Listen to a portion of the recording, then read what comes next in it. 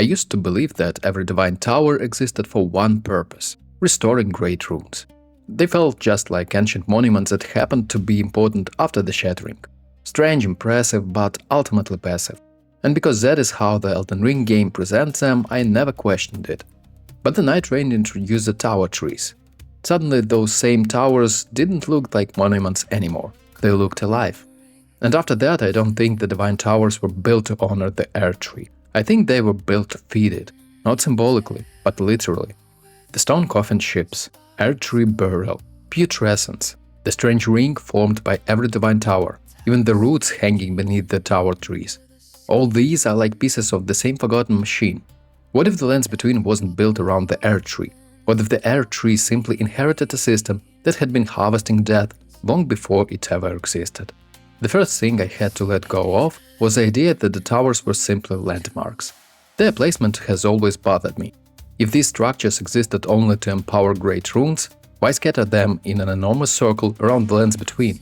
Why isolate every tower at the edge of the world instead of placing them near Leyndell or the Erdtree itself? It feels almost engineered, like they're surrounding something. But I never had an alternative explanation. And then the Nightreign changed the question. The Towertrees aren't just trees growing beside towers. They appear to grow directly from structures that strongly resemble the divine towers themselves. Suddenly the architecture stops looking ornament and starts looking functional. The towers became foundation, supports, infrastructure. And that's when I felt that divine towers are actually looking like a giant collection system. Imagine several massive structures positioned around the central region. Not to protect it, but to gather something from every direction and funnel it inward. The divine tower don't seem to point outward toward the world. They seem connected to whatever lies between them. Once that possibility enters your mind, the geometry feels intentional in a completely different way. Not fortresses, but collectors. If the divine towers were collecting something, the next question becomes obvious. What exactly were they collecting? Nightreign pushed me toward an answer I never expected. Death. The stone coffin ships have always been one of Elden Ring's greatest mysteries. Countless corpses transported across impossible distances, yet the game never clearly explains why. I used to assume they represented funeral rituals. Now I'm not sure. Because the ships and the divine towers share architectural details that don't feel accidental. The pillars, the carved figures, even the repeating decorative motifs appear across both locations. That makes me wonder if they belong to the same civilization. And if they belong to the same civilization, perhaps they belong to the same system. Suddenly, the stone coffin ships stop looking like floating cemeteries. They look like transport vessels, not carrying people to their resting place, delivering biological material to whatever it was needed. That idea sounds horrifying until you remember Erdtree Burial. The Golden Order already teaches us that bodies nourish the Erdtree. Death isn't simply mourned, it's recycled. If that is true during Marika's era, why assume the process began with the Erdtree? What if the older civilizations had already discovered the same principle? Bodies become nourishment. Death sustains life. The only difference is scale. Instead of feeding individual minor trees, just imagine feeding something colossal. This was a moment where everything stopped feeling like an incident. Nightreign repeatedly draws attention to pools of Putrescence beneath the Towertrees, not beside them but beneath them. Even more importantly, roots descend directly toward those pools. Roots don't grow toward decoration, they grow toward nutrients. After one of the Nightreign boss encounters, we're absorbed into the Towertree as our body dissolves into a Putrescence substance before being drawn into its roots. The scene doesn't resemble resurrection, it resembles consumption. That is an incredibly specific visual choice. The Elden Ring isn't showing life returning, it's showing matter becoming nourishment.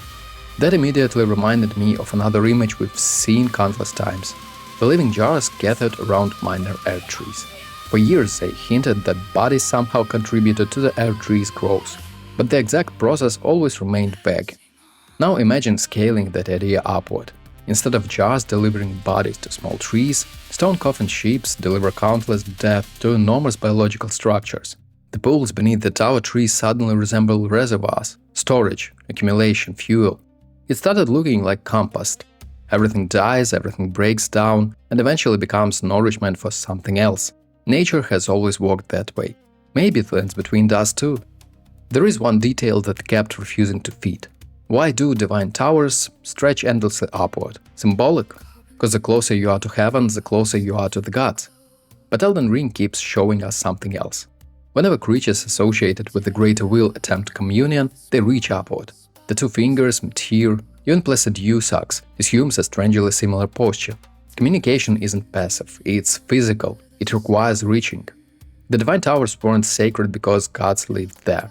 They were sacred because they cultivated something capable of speaking to one. The Erdtree may have inherited a machine it never built. This is a conclusion I kept coming back to.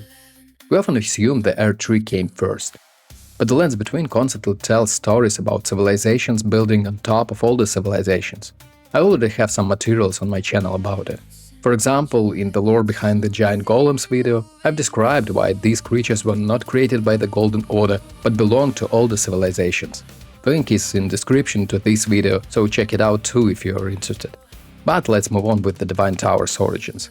What if this infrastructure already existed? The tower is a transport system, collection of bodies, reservoirs of Putrescence, massive roots. The ancient civilization may have built an enormous biological machine designed to harvest death and sustain colossal life. And then, long after its creators disappeared, the Erdtree inherited that machine. It didn't invent the cycle, it simply became the latest beneficiary.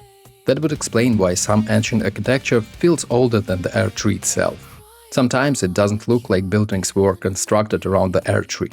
It looks like the Erdtree grew around something that was already there.